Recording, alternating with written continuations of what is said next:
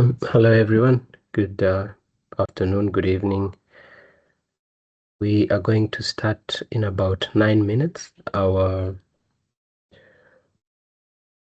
instructor has delayed a bit. He said he'll be running late by about 10 minutes. So we will start in about 10 minutes once he joins. But just feel free to interact on the chat, post where you're from, and when you're sitting for the exam as well.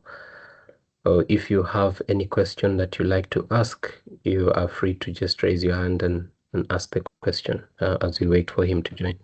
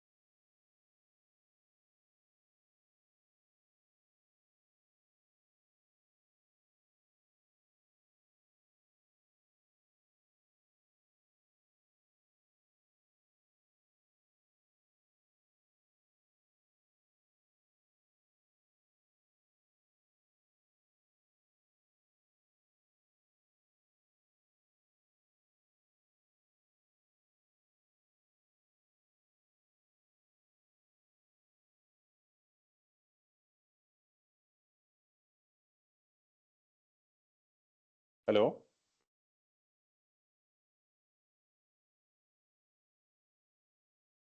Hello, Mohammed. Can you hear me?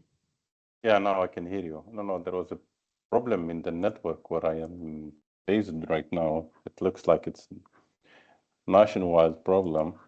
That's why I couldn't even connect. Can you hear me? Yeah, we can hear you clearly. And sorry about the network issues. I Yeah, had I'm so informed. sorry. It's beyond my control. I would like to apologize to all the attendees. No worries. I had informed them that you'll be a bit late, and we should be okay. I think we can jump right into it.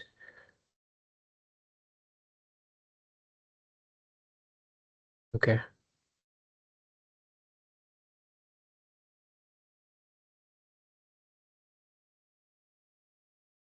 Can you hear me?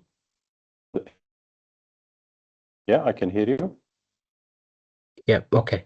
So welcome everyone to the webinar today. We'll have Mr. Mohammed take us through today's session. Like we always do, feel free to interact. If you have any questions, post them in the chat or just raise your hand and we'll be able to answer those as they come in. Otherwise, I'll just pass it on to Mohammed to take us through the session today. Hello, everybody.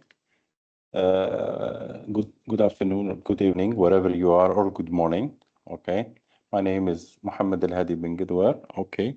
I'm the managing partner of BMH Project Management, which is an ATP, PMI ATP in Guinea, Conakry. Okay. I'm an architect. Okay. As initially, but I hold the position also at the managing director at a branch of a group in something that we call the ESCO, Energy Service, and I've spent my big part of my life in doing projects, mainly in Africa. Nelson, how many persons are with us here in the group? So far we have 30, but the number is growing. Okay, great. Yeah. So we're gonna talk for three main topics, which are related to people management. Okay, which is mainly it's related to the team and building a team, which is a very important topic in terms of for whoever is preparing his PMP or preparing his CAPM, whatever exam he's preparing for that. Okay. We're gonna talk about ensuring team members or stakeholders are adequately trained, building a team, and remove impediment or obstacles to the team in order to help them grow or to help them do their day-to-day work. Okay. Nelson, just a quick one. So they can intervene, or questions will be at the end, or they can write it on the how we call it at the chat. The chat, yes. So everyone's microphone is muted automatically. If there's anyone who has any question, they'll just raise their hand and I'll be able to unmute them. But this will be at points when you're allowing questions, so maybe at the end. So yeah. That's fine. Okay. Yeah. People domain in a PMP encompass managing and leading people related to aspect of the project. It counts like 42% of the PMP exam. This is an information that you guys have it, okay? But as I always say to the students or to the candidates, working to get his PMP is one thing, and applying the things on the real the knowledge on the real ground is a complete different things. And the most important, yes, the exam is important. You need to get it. You need to be certified. It's part of the game. But getting the exam without applying the right things, it's quite a bit challenging. So it will give like a negative impact on your career if you don't apply it in the proper way. Okay. We're going to focus on the task 5 to 7. These tasks centers on building the team capability, their performance, ensuring also our team and the stakeholders are properly training. When we're talking about stakeholders, it can be like our team members, our third-party partners, let's say our subcontractors, maybe a client also, if you are deploying a solution where we need to train them about it or whatever is, okay? Removing impediment also, it helps them to keep moving without any obstacles. Within the PMP exam, you have to expect some scenario questions, and we're gonna go at the end for some scenario questions for us to be aligned on that, okay? Ensuring team members are adequately trained. What's the objectives of this task, okay? We need to guarantee that the project team and the different stakeholders possess the necessary competencies, knowledge, and skills required to perform these project activities. Okay. How to close it? That by through to plan trainings and develop our stakeholders or our teams on the gap or the missing knowledge that do they have in order for them to execute their work properly without any major supervision, okay? Because if you're gonna spend your time supervising your team, I think it's useless. Why am I paying a team if I have to always to be on their head? It's not done properly or it's done properly. We need to provide them the necessary trainings to create an environment where the team members can work independently without a constant supervision. That's the major aspect of it. That you need an autonomous team. You don't need to be always there. They can come back to you for whatever a major problem, but when they need to come back to you, they need to come back to you with let me say it, with different solutions, okay? Once they master their work, they will feel more motivated. They will acquire the necessary skills, okay? It is the task of the project manager to ensure he analyze the competencies gap and offer the right learning opportunities at the right time. This may also include training stakeholders, which, like as I said, end users or the client.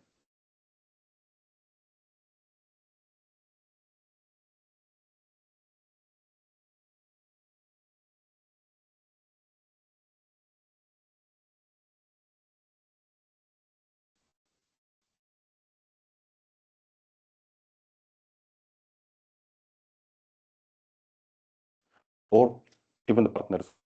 And basically, when it comes to the reality of the ground, this activity needs to be done or needs to be performed, helped, or you'll be supported by the HR team because they have also a big knowledge and skills in that. Okay, they will be helping you in analyzing the gaps and identifying the major problems. Of course, you will be defining the needed resources, the needed knowledge of these resources.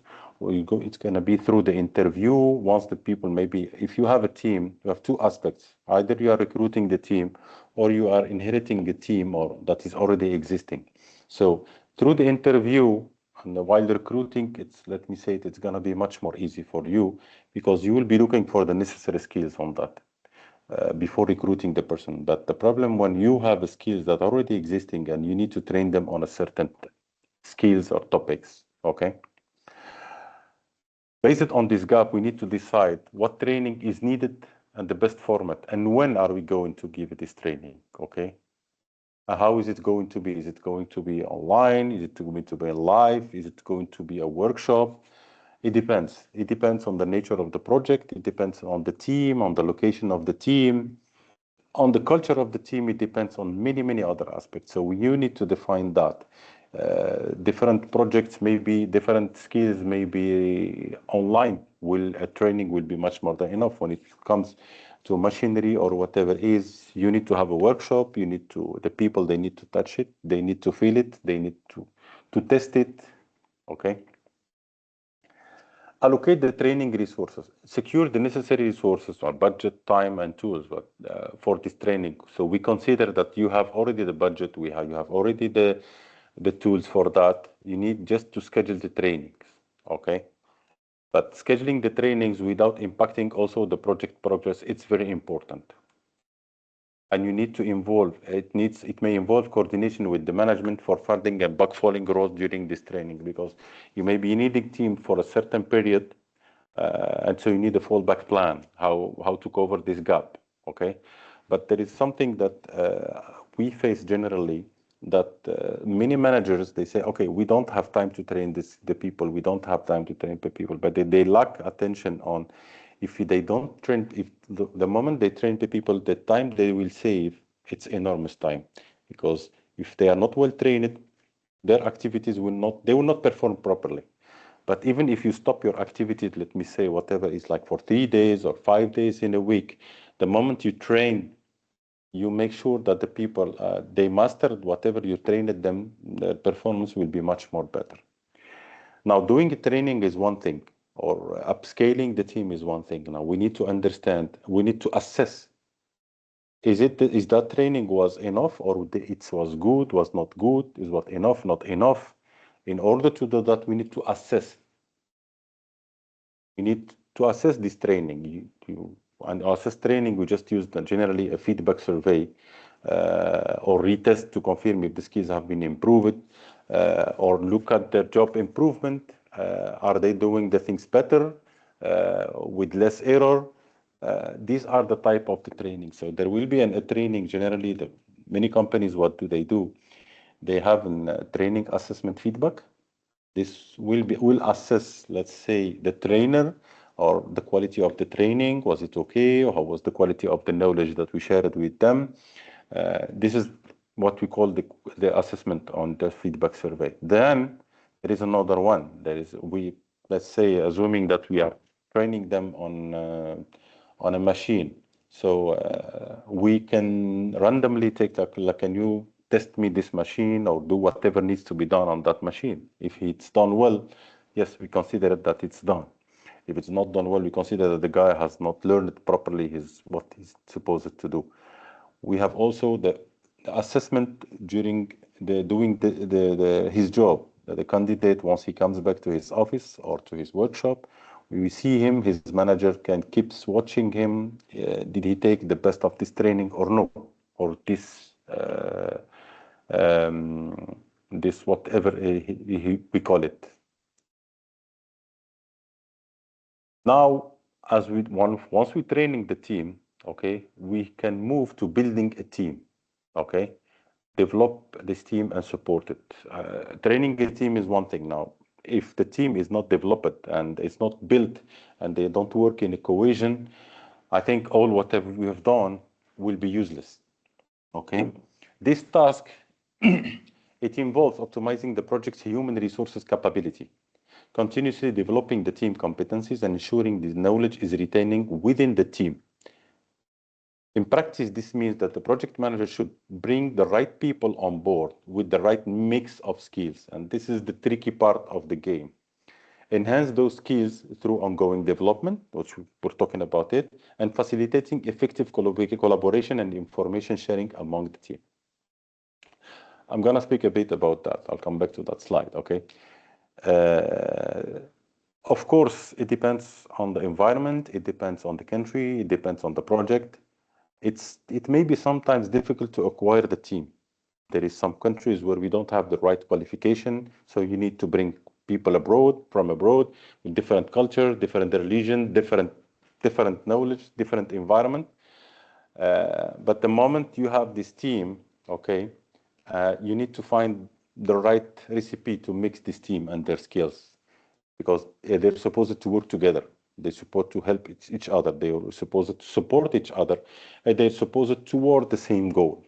Okay. There is a golden rule, which we all know.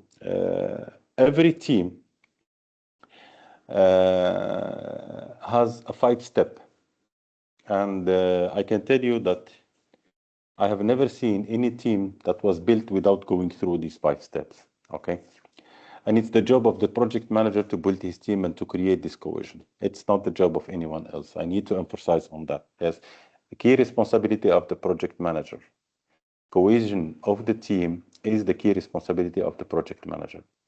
We've got forming, storming, norming, performing, and like I said, eventually adjourning.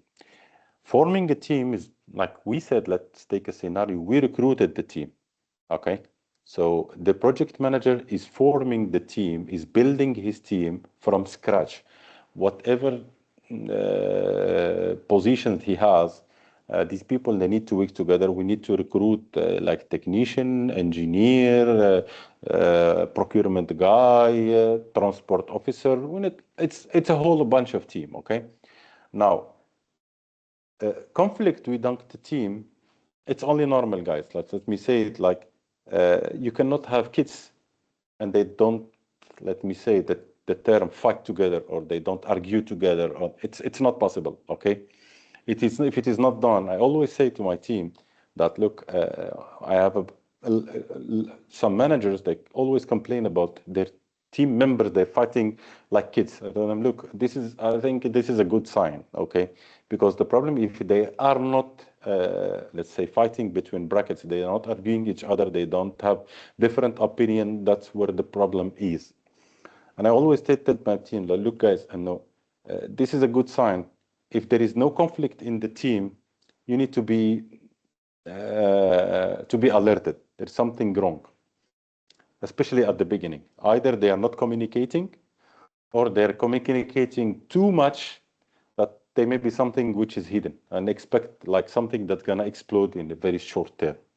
So storming is absolutely normal, okay? But you need to control it. You need to put it under a controlled manner, that it shouldn't be cross a certain limit. That has to be for the job within a clear parameter. We need a clear circle. It shouldn't be crossed. We need to create that, understand, the team has to understand that not getting along on one subject, it does not mean I'm against you or I don't like you.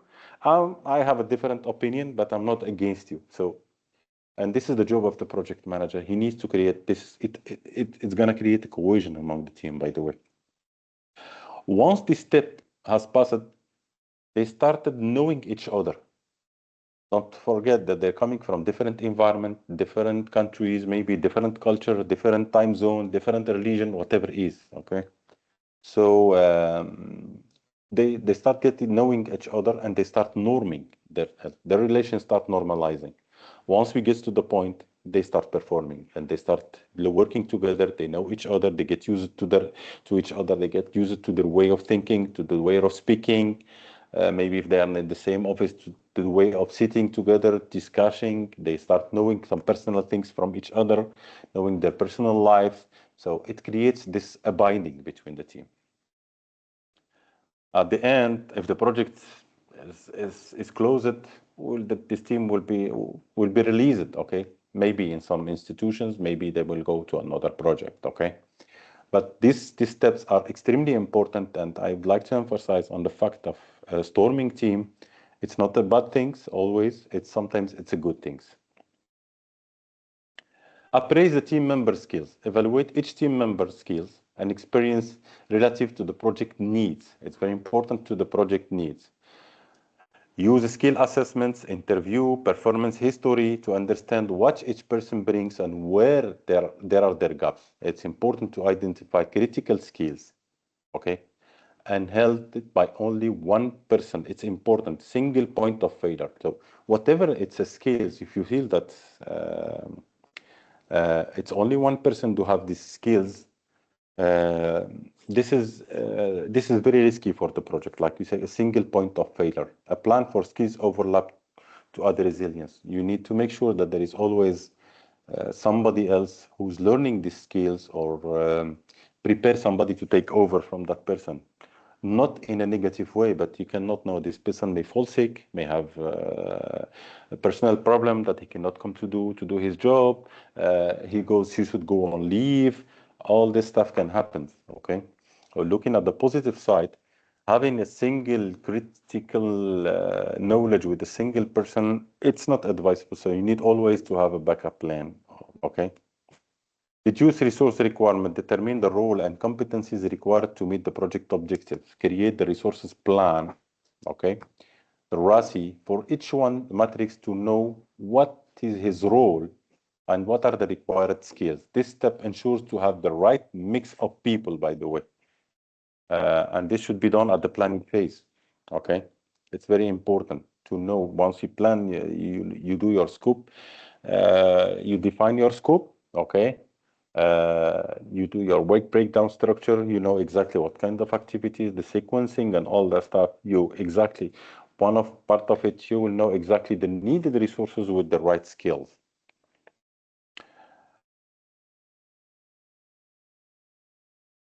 Sorry. Now, building of team also, we need to continuously develop the team skills. Okay, it's not only we train them once, okay, but they need to keep, especially on the very long-term projects. Okay, they will need regularly to assess the team skills profile and refresh if needed. Provide an ongoing training, monitoring, or job shadowing opportunities to upgrade the skills, because you will need to grow to the level, the second level when challenges arise. This not only fills skill gap, but also serves as a mentor. People value growing in their careers. If you have a certain level, let's say level N, you need to make sure that always N-1 are ready to take up on the level N for whatever reason. And I have to emphasize on that, for whatever reason. You need to make sure that there is always somebody that can take the other position. It's not a negative thing, but make sure that whoever is under you directly or reporting directly have somebody under him who's ready to take if he goes on leave or whatever it is. There is a term here, a T-shape, which is in agile context, encouraging the T-shape. So let me just simplify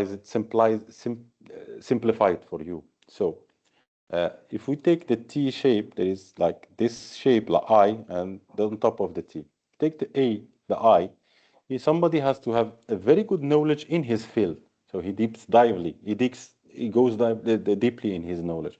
But horizontally, he should know what the other people are doing or how they are doing it, or broadly, for him to understand his peers or his colleagues, to master what they are doing. Because once he understands what is their job, it will be easy for him to communicate with them and to find ways to solve problems. Okay, which is deep expertise plus broad ability in other areas. Help the team to show workload flexibility. So it's very important. Like before, we tend to say like the procurement guy, he's doing the procurement. He doesn't care about whatever the other operational people are doing. But it's proven failure. We need to know and understand the job of the others for us to know exactly how to support each other. This is a very important concept, okay? Promote the teamwork and knowledge transfer. It goes the same aligned. Create an environment of trust and knowledge sharing. The team has to, if you don't have trust among the team, it's going to be a big problem. Establish regular team checkpoints, weekly meetings, retrospective, and learned lesson sessions to foster continuous improvement. It's very important to have meetings, to have learned lesson sessions, because you will see that it's very beneficial for the team cohesion. They will understand their mistakes. You will understand their problems. What has caused this failure, for instance, okay, or what has caused this success. Encourage the experienced members to mentor others and rotate responsibilities when possible, so that knowledge isn't siloed. Okay, so it goes the same what I said. So make sure that always knowledge is shared among the team. Maintaining update project documentation and collaborative tool can also support knowledge transfer. Once the things is documented, transferring the knowledge becomes very easy. Okay, so once documented, it becomes very easy, and you have to make sure that we are talking about not only the passing the exam, but in real life, whatever experience has to be documented either by a report or by whatever it is. It depends on the company policy, reports, email, a letter, memorandum of understanding. It depends how do you call it in the company. Okay. The project manager has to maintain the team morale and cohesion. Building a team is not a one-time task. It was an ongoing attention. You need to keep that attention. Building a team, it's a constant work. It's a non-stop work. They can call you at any point of time, bring a problem to you. You need exactly to create a. It can happen. Like somebody calls you at 10 p.m. Look, I'm calling somebody, but I'm gonna give you a case, a real case. Okay, that's some. I received the call like from one of my team members. Look, I'm calling so and so, but he's not so and so, but I'm not able to get him. I told him the question was very simple, and what he didn't reply, or he cut the line, or whatever it is. He told me I called him 2 times, but he cut the line. So that means that maybe the guy is at the washroom. Maybe the guy is doing something. It's no need to take any conclusion without talking to him. So send him an SMS, tell him to call you back. So it will to show the guys that look, guys, no need to go to any other conclusion unless you are sure 100%.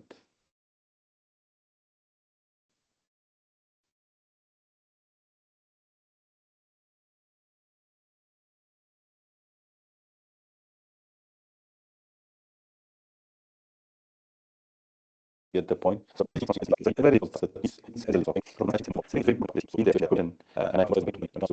human resources management. Okay, you need to know each one. What is he looking for? Your team members is like, let me say it. I always say it's like your small kids or whatever it is. Okay, but everyone has his own character. Okay, so somebody, he likes to be praised in front of his colleagues. Somebody, he wants an email. Another one, he wants a salary increment. Another one just wants a dinner with his wife. The company offered him a dinner. He should go into his wife and say, okay, my company, because I did so and so good, they offered me a dinner together. So you need to understand each one, what is he looking for? And this will help you also to monitor your team properly. Very important, it's ensure that the ground rules of the team value are upheld, respect and openness. So speaking frankly, it's not that I'm being disrespectful with the person. We shouldn't mix between the two, because I faced so many team members that, okay, I'm honest, I'm like that. No, okay, fine, but no, if you speak with the person and he's feeling like disrespected by whatever you have said, it doesn't mean that you are honest, and you have to be like, you need to find the way how to speak with your peer or with your colleague without getting him upset. You can convey the message in a very nice way. And this comes when different cultures are in. Sometimes when different cultures, people, they speak about something openly, others no. So this, you need to pay attention to that, okay? A diverse and inclusive team with complementary skills and perspective will be more creative. As a project leader, practice servant leader, remove blockers for your team to give them autonomy and support when they need. The other task, the last task, which is remove impediment and obstacles and the blockers. With all that, the team, they may face obstacles, and sometimes it have to come back to you as a project manager to remove them. There is a lot of issues that can block the progress, okay, or slow down the team, okay? So they may not see it, but it's about identifying them proactively and removing them from the team so they can stay productive. They can be physical, waiting on a requirement or material. Let's say that the team cannot perform, they're delayed for whatever reason, custom problems, transportation, political event, sport event, whatever it is has delayed it. So you need to make sure to be proactive, to follow up with the procurement teams that make sure that this arrives on time. If there is any delay, the team has to be aware so that can adjust their time schedule. Maybe they can do another task. External dependencies, pending approvals, third-party work. let me say, for instance, like a legal approval. Sometimes it takes time, so you need to inform them. Okay. Resources gap also, it's an impediment. It's an obstacle. Okay. So where there is no specific resources for a specific activity, we need to make sure of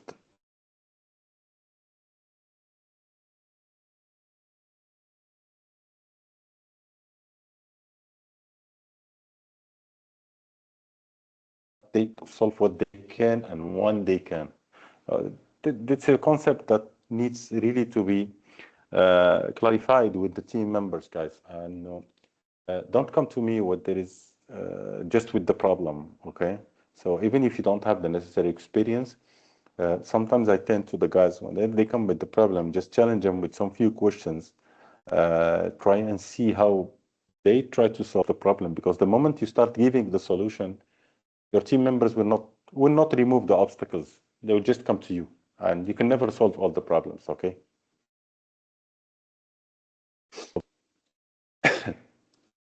Identifies and prioritize impediment. Okay.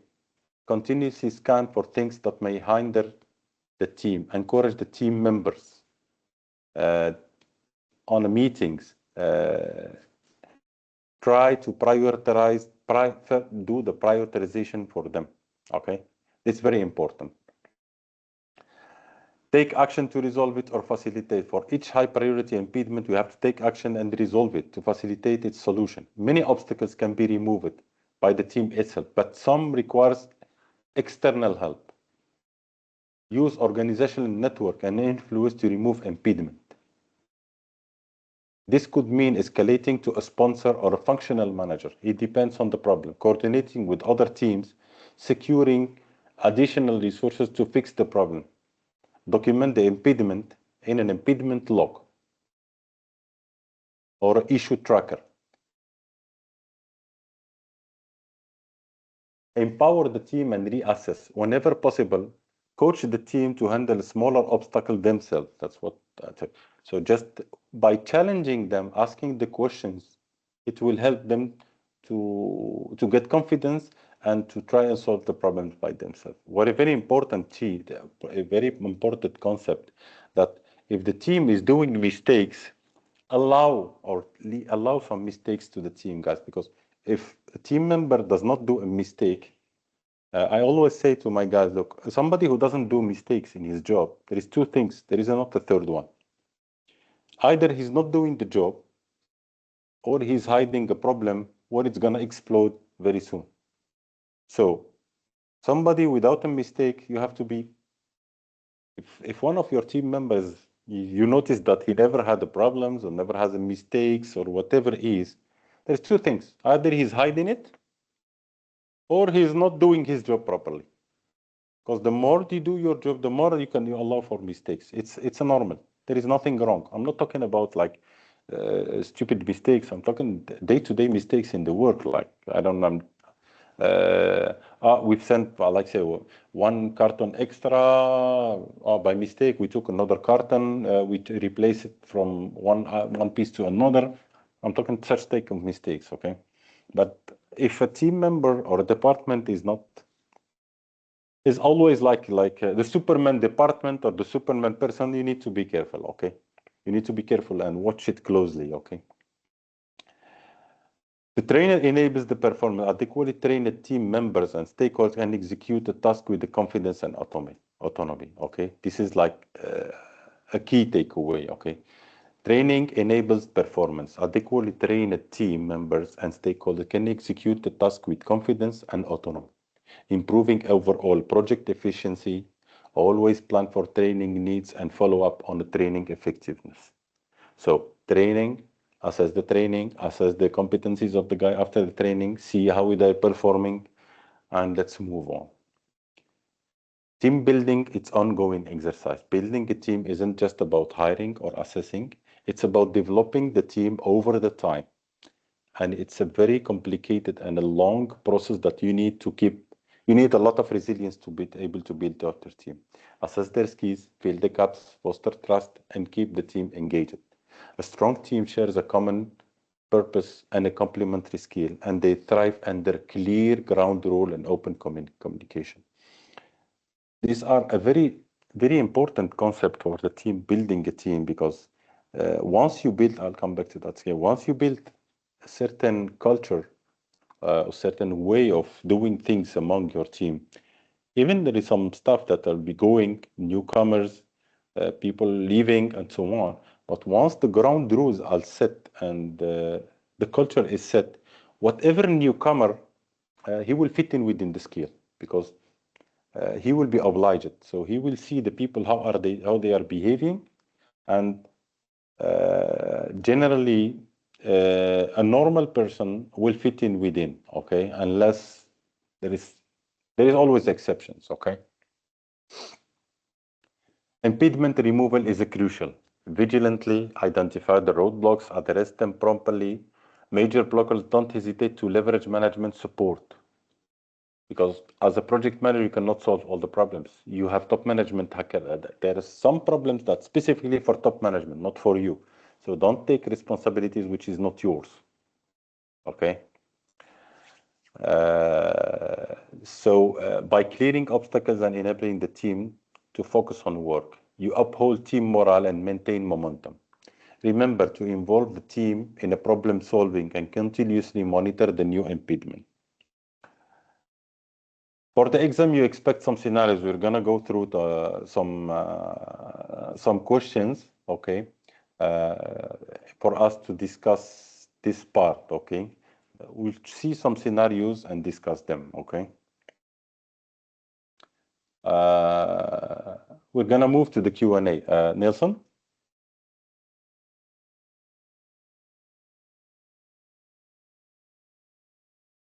Sorry?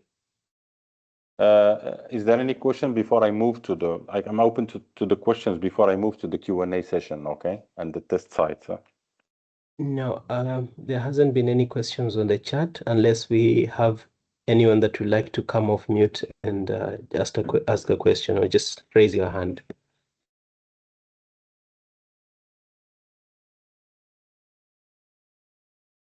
I still see no questions yet, so I think we can go on. We can go on? Yes.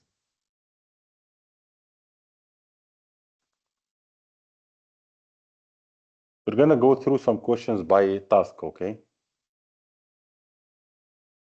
And everybody has to put the answer in the chat, I guess, no? Yes. So we'll just leave it up for about 1 minute for we're gonna for leave them to like read. I'm gonna read it, okay, and I will leave like a minute. Let's say a minute and a half, one 30-minute, okay, Yeah. and see how it goes.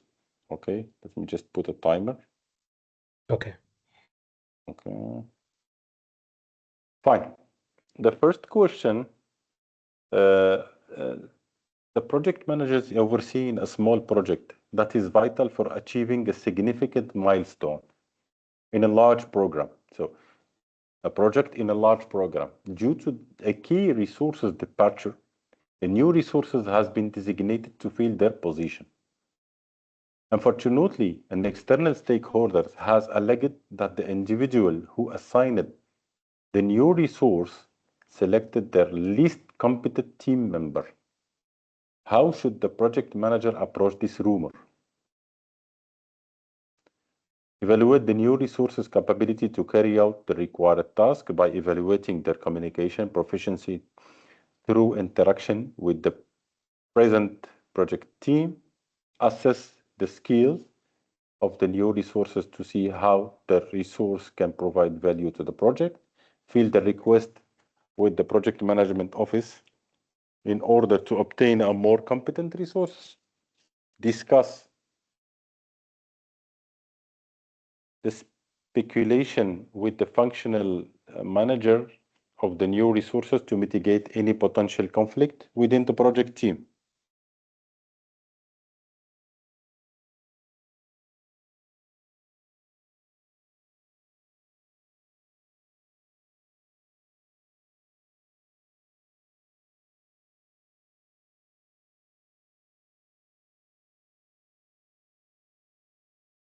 All the answers Yes. are number 2. Well, I can see it. Where can I see it? On the chat. Hold on. I don't have. I think it's a problem with my chat. Let me double check it. It's Okay, not coming up. let me just do something. Maybe because you don't have access. Let me just check. There's no other answer besides 2. Oh, okay. But it's giving me I'm offline here with the chat. I don't know what's wrong, but I can't see it. It could be the internet. Okay. Okay. Could you check now? Let me check. Let me close it and check again. That's fine. You're gonna tell me the answer of the guys. Assess the skills of the new resources to see how the resources can provide value. Anyway, that's the right answer. Okay. In the absence of a personal observation, the new resources performs the rumor lacks ability. Guys, it's very important. Listening too much to rumors does not take anywhere. Okay. Here we're going to facts. Okay. It gossips, rumors. It can kill the the relationship. It can kill the team morale. It's useless. Okay. I think that everybody has gotten the real question. Okay. Let's move to the second question.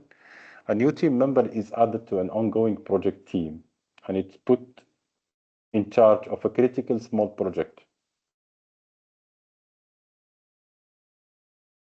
that is essential for achieving a large program milestone.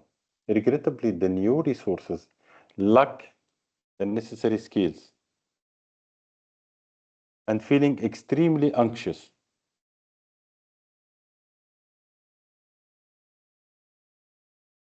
As a result, the team dynamics have become strained, and the progress on the small project has slowed down. We can select 2 options, okay? Which are the 2 possible ways for a project manager to handle this situation?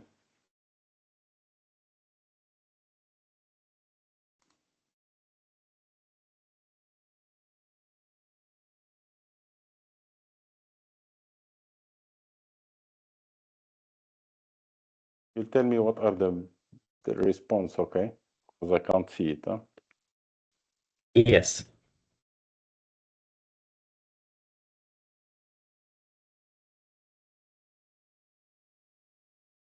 So 2 and 5. We have 2 and 4, but mostly 2 and 5.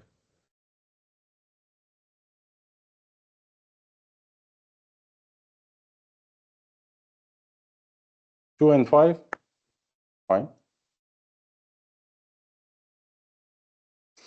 Yes, that's the right answer. In the absence of observing their performance firsthand, there is no tangible evidence to substantiate the rumors. Arrange a meeting with the new team member to become familiar with their qualification for the job and introduce them to the team as would within any other resources, guys. To reflect the PMP principle of a direct assessment over assumption, the project manager should communicate with the new resources, understand their ability, and collaboratively identify where they can contribute. Option 2, promote team collaboration and support, aligning with the PMP people's domain to emphasize on the team engagement and development, involving the team in monitoring, promotes inclusion and psychologically safety. Another question, during the technical project, a popular member of the team is moved to another project, and the rest of the team has expressed their dissatisfaction with this decision. What action can help to help mitigate the team's disapproval?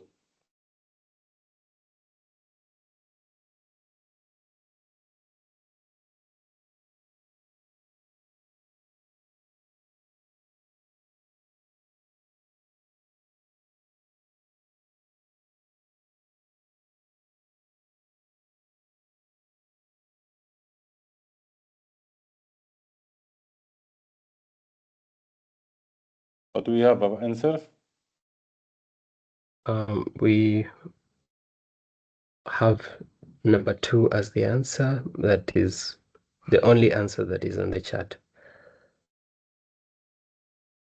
Oh, we've got a lot of experienced people. Yeah. The project manager must adapt to managing a significant personal change and ensuring that the team remains motivated. Acknowledgement of the team's emotional response without letting it derive project progress. Apply emotional intelligence and leadership skills to maintain morale, trust, and motivation, guys. That's very important. So communication is key in that aspect, and I think it's been emphasized here. In a resolved conflict between a member of a third-party vendor's team and a member of a project team is generating trouble. This issue is brought to the attention of the PM. What should the project manager do first? Meet with the vendor to discuss the issue, place this item on a backlog, draft and send the contractual letter to the vendor, or send an email to the vendor to discuss the issue.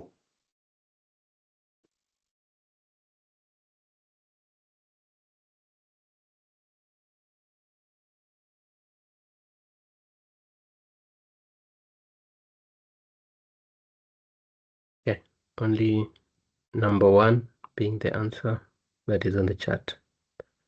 Only number 1? Only number 1.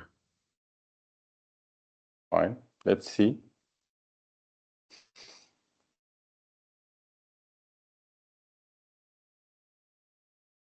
Yeah, it's number 1.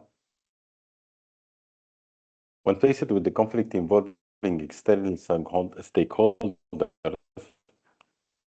PMI emphasizes on predictive and direct communication as the first course of action. Meeting face-to-face or virtually, it depends on it depends on location, guys. It's very important, okay? Clarity on the issue, mutual understanding, and quicker collaborative resolution. That's the best. Communicating, if we can do it face-to-face, that's fine. If we cannot, we can do it online if the guys are far or whatever it is. But I think the first thing is to communicate and understand what's the bottom line, because going to emails, going to letters, going to such so and so is not going to take you anywhere. I always say to the guys, look, contractual issues and emails are there to document the things. And as the last things, you can send an email, but first you need to sit, discuss with the guy or with the person or with your colleague, whatever it is. Then you can officialize it by an email. It will look much more professional, but he will understand your email, because once you send an email or whatever it documented, it may be seen as harassment. They can think that you're attacking them or whatever it is. So better to communicate. A project is employing a third-party contractor, and there is a conflict between a member of the contractor's team and a member of the project team that cannot be resolved. The project manager is aware of the situation. What is the best form of communication for the project to use when contacting the vendor regarding this matter? I think it's very easy on this. Yeah, this one has very many answers quickly. Number 1. Many answers quickly. Yes. Sorry, unfortunately, I don't know. I think I've shared my screen. I can't access the chat. I don't know what's wrong. I would have loved.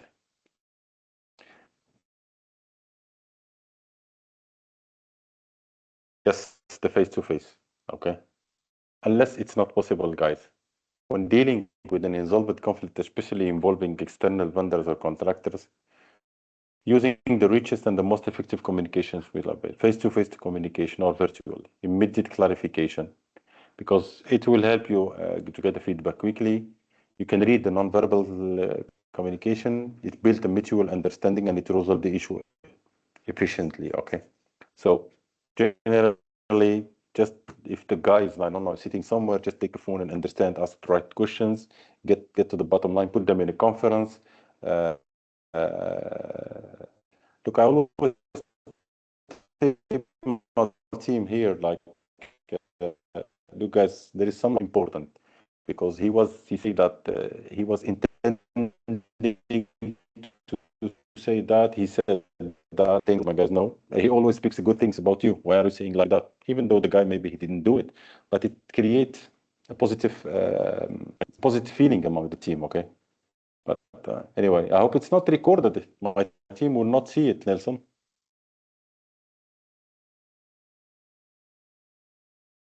Sorry, could you say it again? I couldn't hear what you said. No, it's just a joke. I said, don't say that to my team members. They will understand that I'm telling them sometimes lying to them in a positive way, okay? Okay. But I noticed that it's recorded, but it's fine. I don't know if one of my team members is here. During the sprint planning review, like we're talking about here, the environment is tense and the member of the Agile team seems dissatisfied. One member expressed their frustration by shouting at the product owner and kicking the chair, saying, that just doesn't make sense. What two actions should the project manager take in this situation? You've got like two answers here, okay?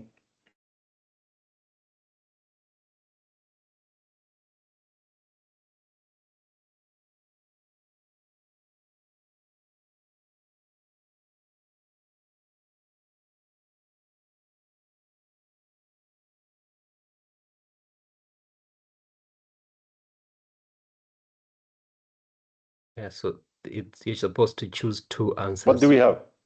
Yeah, we only have one person who has answered so far. No problem. It's a bit complicated. It's a tricky question. I know it's a tricky question. Yeah, so we have 3 and 5, and then 2 and 5 as well. Those are the two answers in the chat. Only two answers? No, there's one more. This one says 3 and 3. So it's 3 and 5 and 2 and 5. Those are the answers in the chat. 3 and 5, 2 and 5. So we've got like different options. Now we start thinking. We start talking. Now we have 4 and 5. 4 and 5, yes. Who can say more? Who can offer more? Yeah, so it's 2 and 5, 3 and 5, 4 and 5. So everybody is aligned on the 5, I guess. There is 3 and 4. There is 1 and 5 as well. So there is there is a lot of discussion, huh? Now everything is here. Aha, now we start talking. Now we start playing.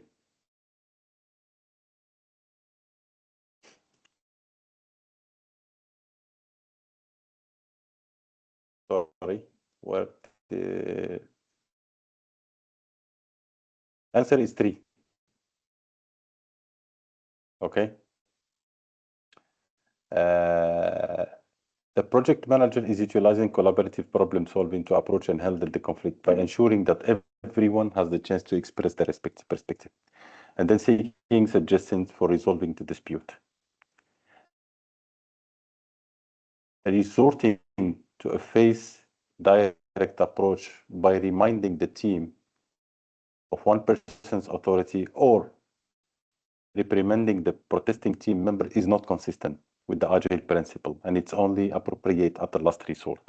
Simply attempting to calm or placate everyone's may not lead to a compromise, which is the desired outcome. So,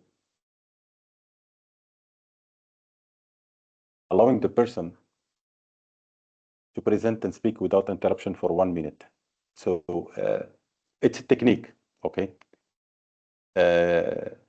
To let the people speak once, and I think it's very important that once people they start speaking and they finish what they want, they have in mind, you see that the tense will reduce automatically, okay? Because you will be trying to explain to they will try to explain to each other, because people they tend to want to answer directly or to counter the person directly. They don't give them the time, okay? In an agile environment, especially during emotional charged moment like a tense sprint planning meeting, the project manager must focus on facilitating constructive dialogue. giving everyone respectful structure, okay? Opportunity to express their concerns and aligned with the Agile. Encouraging the team-driven problem is Agile team are self-organized, so asking them to propose solution, it fosters the ownership, empowerment, and resolution through consensus. So who got it right? I don't know how many, because I can't see it, guys, okay?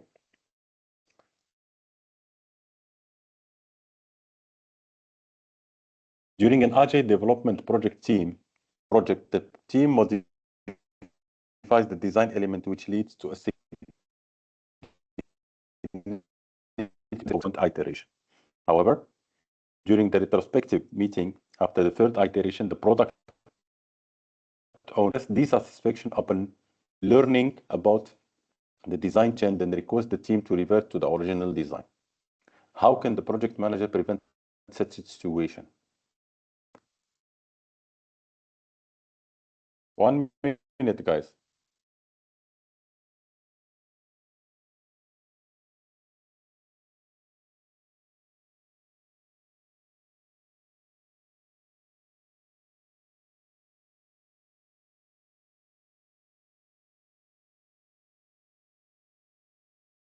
Answers started coming in. Only 3. Huh? Only 3 on the chat. Oh. Maintain consistent communication? Yes. In Agile project, transparent and continuous communication between the team and the product owner is essential, I'll say vital, to avoid misalignment. Situation occurs because the product owner was unaware of significant design change. The best way to prevent such misunderstanding is to keep the product owner actively informed, which is a key aspect. Hold regular check-ins and catch-up meetings. Share understanding. This is one of the principles of agility, guys. During a challenging stakeholders meeting, one of the stakeholders has expressed their intention to refuse acceptance of a deliverable from a particular iteration. What should the project manager do? Submit a formal request for the project sponsor, requesting them to revise the project charter, and sequentially reassign the associated responsibilities and authorities. Meet with the project team to add a new and improved features to replace the features that were rejected. Collaborate with the stakeholder to understand their concerns and work with the team to tackle them together. Request a private meeting with the stakeholder and members of the project team to try and calm down the situation.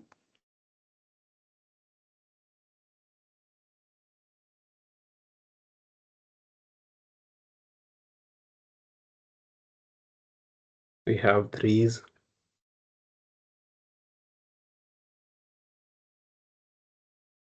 Only 3s.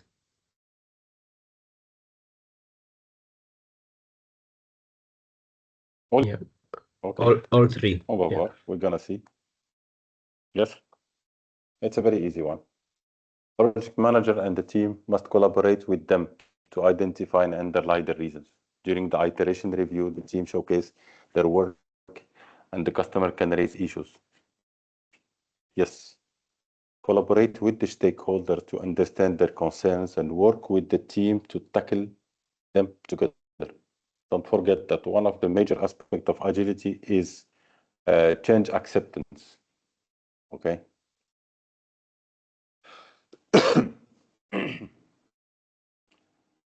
One last question, guys. Okay. In a previous project stage, a team misinterpreted a product feature, although the functionality has not been developed. In the current iteration, a business representative has pointed out the issue. How should the project manager proceed? Only one question, one answer, okay?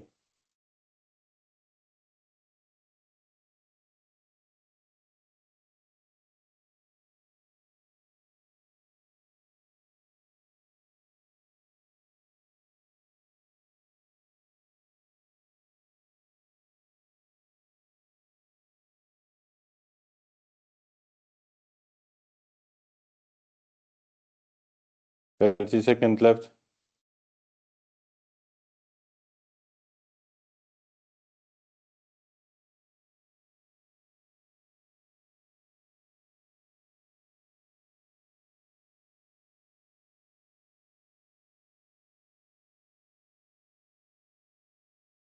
What are the answers? Only twos in the chat, nothing different. I think we've got some expert among us. Yes, that's right, because it was an easy one, guys. I'm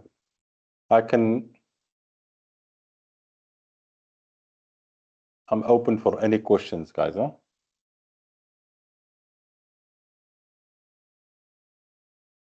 Okay. Thank you. So feel free to just raise your hand. I think we've gone through all the questions now. Feel free to raise your hand.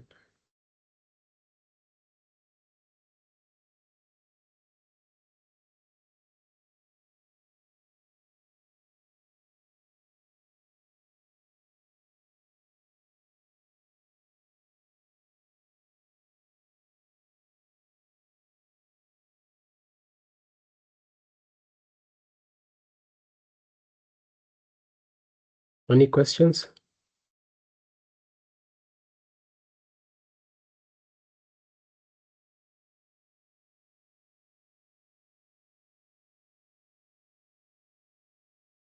Okay, so we just have someone in the chat. I'm going to allow microphones. I've just got someone on the chat, Mohammed, saying that. Sorry? I've got someone saying on the chat that no question, but I just wanted to say thank you very much for the session, and the material that you shared was very useful. Can't see it, sorry, but you can. Sorry, I couldn't hear you. You were breaking. I couldn't hear you. Could you say it again? Sorry? I couldn't hear what you said. No, I'm waiting. What was the question? Because I can't see it. I cannot Oh no. hear. Yeah, so there's Deborah who said no question, but she just said that thank you for the session, and material was very useful. And then there's a question from Fabian asking what is the best way to handle misunderstanding between two members in an agile environment.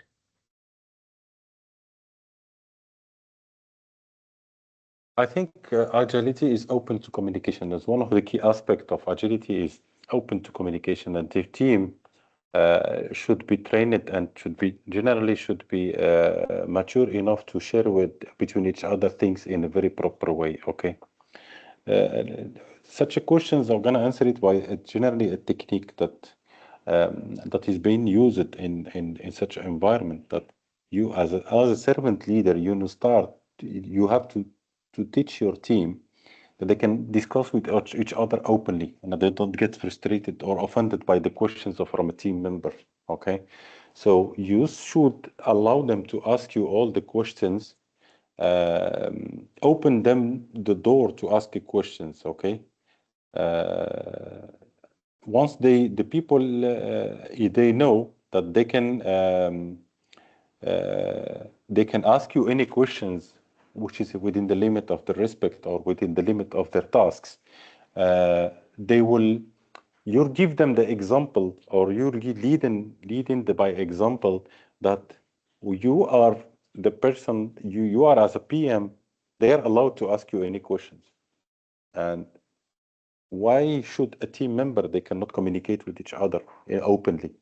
So once they see you communicating they can communicate with you openly, automatically they will question themselves. Okay, and once they start questioning each other openly, I think it remove a big barrier between the from that perspective. Okay, so generally I ask the people leading by example. So when they see the PM or the number one is open to criticize or whatever, to questions they want to ask, they will behave in the same way.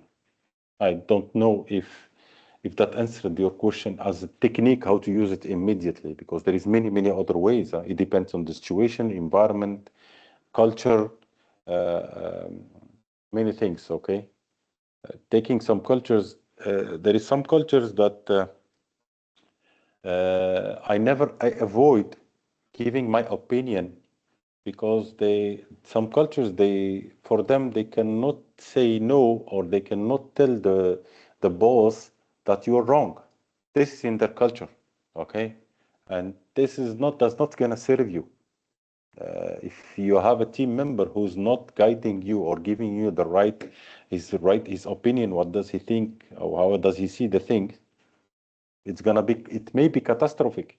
If the moment he says, say yes, yes, yes, yes, yes, yes, you have to think about it twice. Something is wrong with this team member. Thank you. Nelson? There's several questions that have just come in. One is from Daniel, You can asking, copy and paste them in the WhatsApp for me to be able to reply to them one after the other, if you can. Okay, copy paste them directly. Go ahead. Yes. So the first one is, if a project manager was removed in the middle of a project implementation, what should the new project manager do to continue with the project? Oof. This is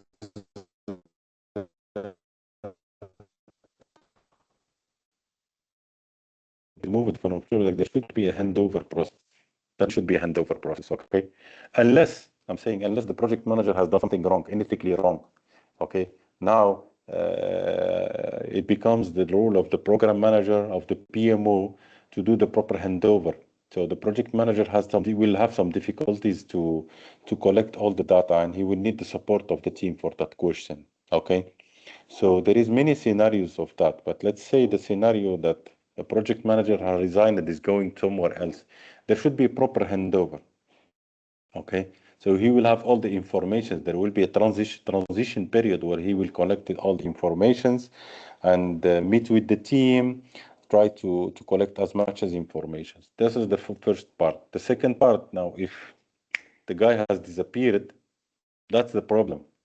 And now that's where we see the importance of documentation.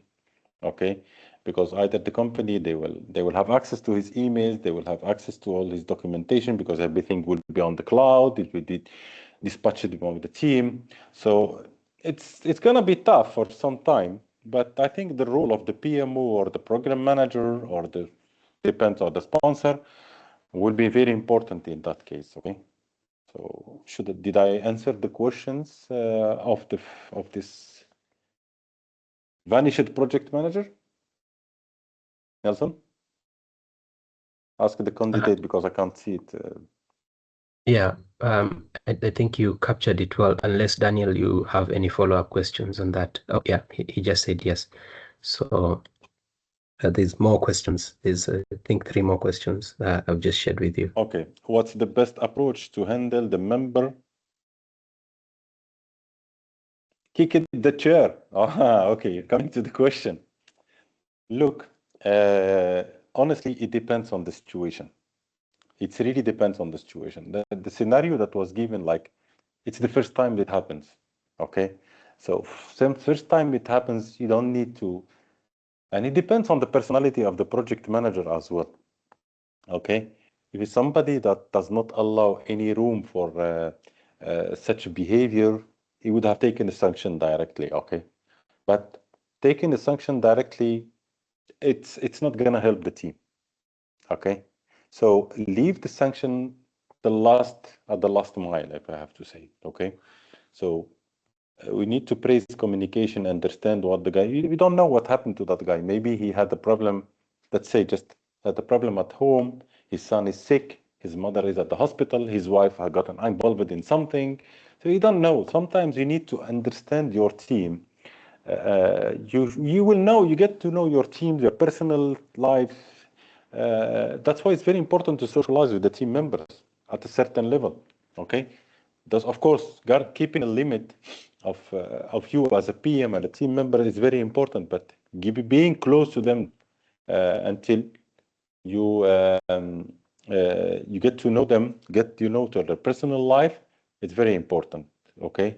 Because it will help you manage your project and manage their time schedule.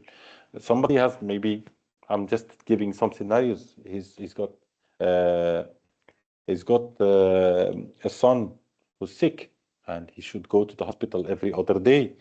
It depends. So going to the sanction immediately is difficult. Although talking by experience, I have straightened many team members when it's just a small misbehaving in a meeting room, because I have seen many incidents throughout the time. So there was a time what I needed to intervene and stop it in front of everybody. So the guy has crossed many limits, small limits, and there will be a time we need to take action of that. I don't know if I've answered the question of that person, Nelson. Yes, that was Jen's question. Jen, if you have any follow-up, you can say. If not, then we can move on to the next question. Thank you, Nelson. I'm okay. Thank you. All right. Thanks, Jen. Right. We can go to the next question. They can speak. They can speak if they can speak with the question. You can give the word. They give them. Let them speak. If the project manager was removed in the middle of our project implementation, what should the new project manager first to continue with the project? I think it's more or less the same question. Yes. It's repeated. Yes. Yeah, What's your right. advice when someone is preparing to take the PMP exam? Yeah, that's the general question. Who asked that? Can you give him the mic? I just need to. Paulina? Yes. Everyone's mic is open, so just feel free to unmute and elaborate. Feel free, raise your hand, and Nelson can give you the. Paulina, I need to understand, what do you mean? What would you advise preparing the PMP exam? And from what angle are you looking? How to prepare? What are the topics that you need? So it's a very general question that I may not answer it properly. That's why I want to listen to you. Sorry, good evening. Can you hear me? Yes, pretty well. Okay, actually, I just wanted to, because like how should I start? It's like the theory is really a lot. Do I need just to summarize, or I have to go book by book to study and understand before I take the exam? Or what should I really do? Maybe just to prepare for the exam. Okay. Look, for whoever is you need like definitely you need to spend time. Let's say it like that. It's not gonna come just like that. Okay. I always say the guys like PMP exam is a project management professional. It is built up for professional people that has a certain degree of experience. The moment you worked in an organization, a certain organization, a structured organization, it's gonna be very helpful for you to understand the PMP principles. I will say something that there is nothing magic in the PMP exam, it's just a logic. Again, there is nothing magic, it's just a logic. Once you understand the logic, it will be very easy for you. Yes, you need to read the PEM book 1 or 2 times. I would say you need to do understand if you have taken some courses online, you have to work on some material, you definitely need to work. And I generally ask the guys like between 3 to 6 months you can pass your exam. That's a personal experience, okay? 3 to 6 months you can pass your exam. I'm talking about somebody who's got a family, who's got to work, okay? You need to sacrifice some weekends, you need to push yourself, okay? The moment you go through the PMP book or the PEM book and you go through another supportive book, okay, you can do some one or test mock exams, okay? And you can go and jump on it, because the moment you jump, either you succeed, which I believe that most of the people can succeed. If you don't succeed the first time, you will have a better visibility. It becomes more easy for you. Okay, but time, you need to spend time. You need to be rigorous. You need to be hard sometimes on yourself. You need to sacrifice some weekends. Yes, it's a part of it, part of the game. Okay. But once you get it, you will get it. And I always tell the candidate, look, you will learn from the PMP after you succeed on the exam, not within the exam. You will see the benefit of it after that, because you're no more learning under pressure, but now you are learning under a different environment. So your vision is different. I don't know if I have given you some tips, Paulina, but you can find many tips also online, but you need to sacrifice time about that, okay? Okay, thank you. You're welcome. It's quite general as a question, huh? Now Sorry? I can see I said a quite general, and it's a very common question, okay? All right. Okay. Any other question, guys? Feel free, okay? Okay, the project, what should be the new? What's your advice on someone? Any other question? Now I have access to the chat. I think my internet has started coming back properly. Okay. You can write your question, guys. You can intervene, no problem. Feel free.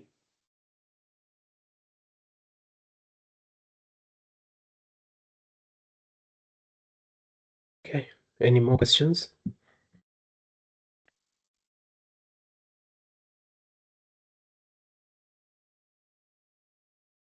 Okay. Looks like okay. We have Arnold. Arnold Go is ahead. asking. Go ahead, Arnold. Good evening, everyone. Firstly, thank you for the informative session. It really helps, to get us prepared for the exam. Just a quick one. Obviously, we don't want to go to the extreme of firing people. But what do you do in a situation where you can't resolve any the conflict between two team members in a very, very extreme case? You've done everything that you could, and you just can't seem to find common ground. What do you do in a situation like that? It's a very bad situation, Arnold. Okay, I understand. It's a very, very bad situation when you're not able to. And I have faced many situations like that. And when you got two team members, they're not getting along. There is definitely, you need to separate them. You don't have other option. And I'm talking by experience, okay? Because the working climate starts becoming very bad.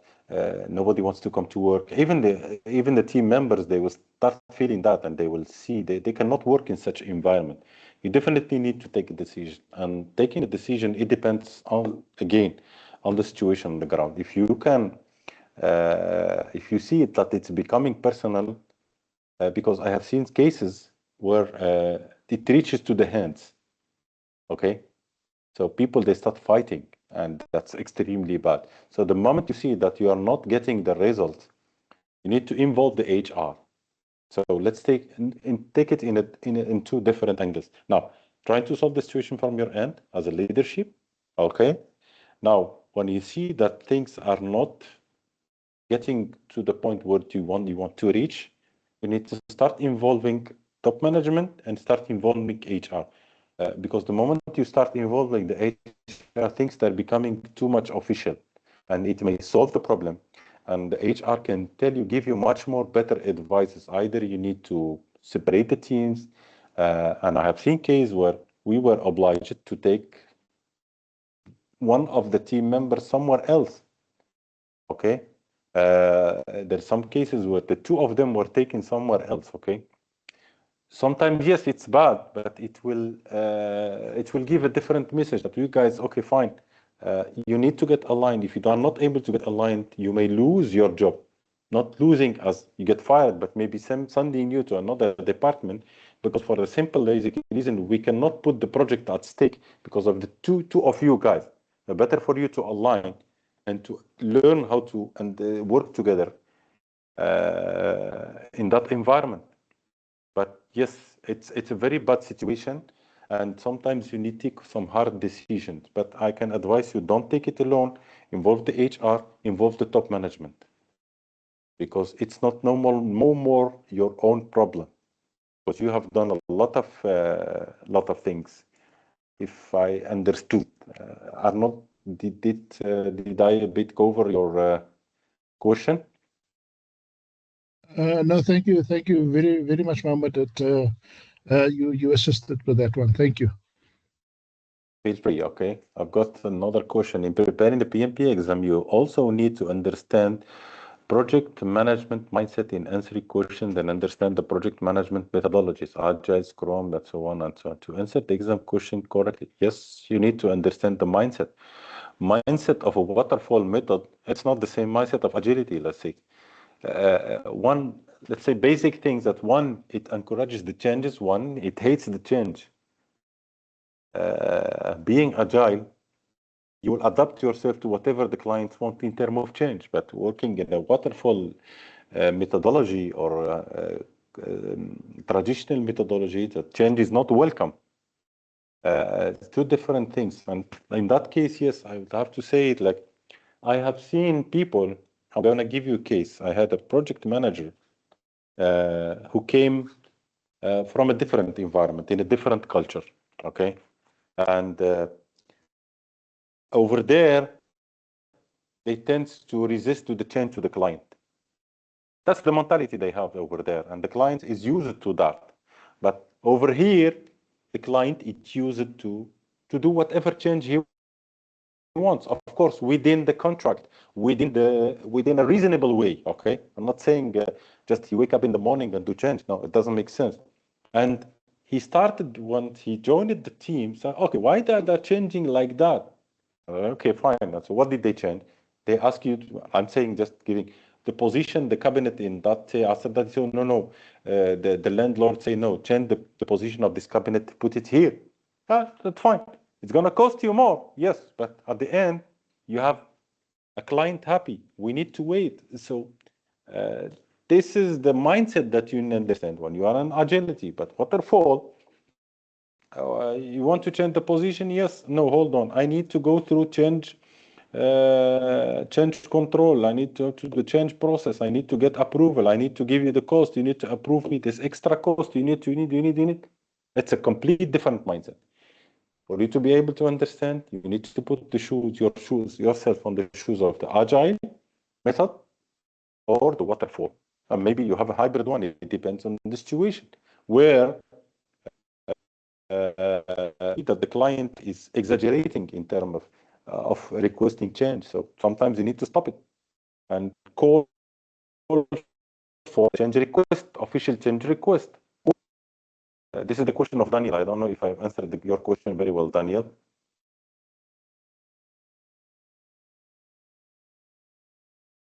Is he still with us, Daniel?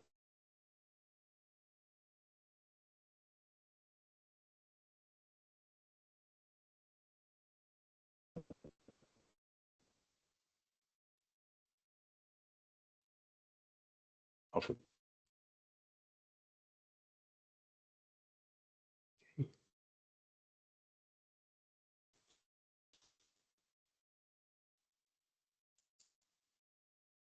I think, Jen, you want to come off mute and just explain your question?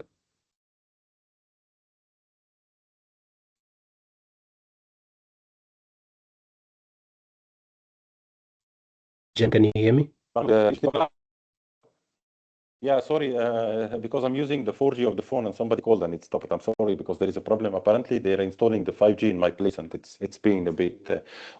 Daniel? Did I answer? Okay, fine. Daniel answered. What's the scope of calculation on the PMP? The scope calculation on the PMP exam, are there specific area that I should focus on?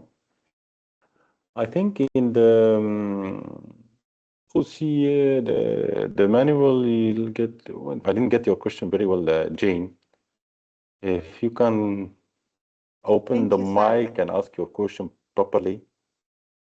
Yeah, thank you, sir. Thank you for the insights. My question is, what types of calculations can we expect to see? Okay. Now the earned value management, you'll get some questions on that. You need to learn the formulas. You need to know them. Okay. On the cost cost control. This one you need to be prepared for that, okay?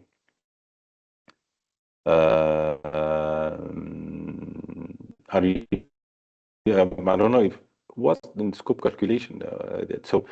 You're talking about the formulas that you need to keep in mind for you to go and do your exam chain. Yes, is that correct? Yes, that's correct. Yes, I think that all the earned value management formulas that you need to get them. I don't know if you want me to just. I don't know if we still have the time, Nelson. It's the same earned value management formulas that you need to go through and to keep them to do to your exam. Okay, to complete budget to completion. Okay. A future value, NPV, all these things that you need to just keep them. Okay. Also, project selection, you don't need them. You just need to know what's best for the project selection.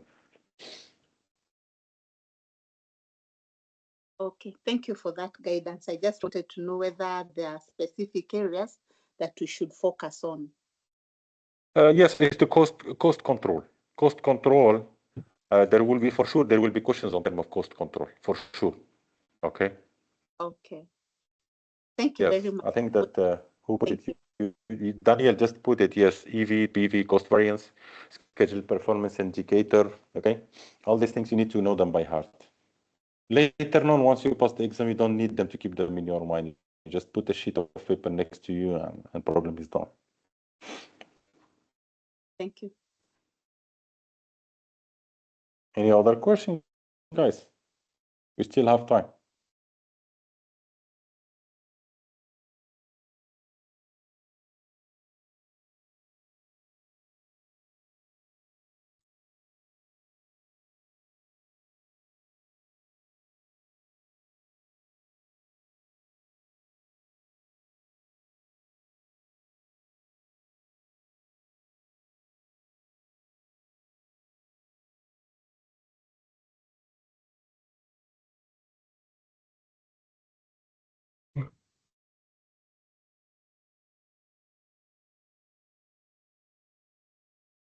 All right, we don't have any more questions, so I wouldn't want to keep everyone here. I'm just going to ask Mohammed if you have your details, if you have your email or your number where they can reach out to you directly if they. Yes, I can write them. I can write them and mrspm.com. Okay. And I can put my WhatsApp as well. Yes. Okay. I'll put okay, I'll put my WhatsApp and I should know how to interpret the result of the cost. Okay. 224. Okay. Guys, just if you want a question, you drop your email or you drop your WhatsApp, and it will be a pleasure for me to reply immediately once I have once I finish what I'm doing. Okay, it will be a big pleasure for me. There is no problem on that.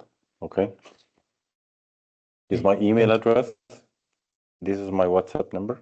So you can text me, and it will be a big pleasure to reply to any of your questions. Okay. All right. Thank you. Thank you so much, Mohammed. Thank you so much. This session has been very insightful. You covered several things, which I know that the candidates also attest that this has been very helpful. So thank you to the candidates as well for showing up. We will share this recording once we have it uploaded. We'll post it in the WhatsApp group, and you'll be able to access the content and still review the questions that we've covered today. So thank you so much. Have a good evening, good night, or even morning from wherever you are. Thank you. Thank you very much. Thank you. Bye. Bye.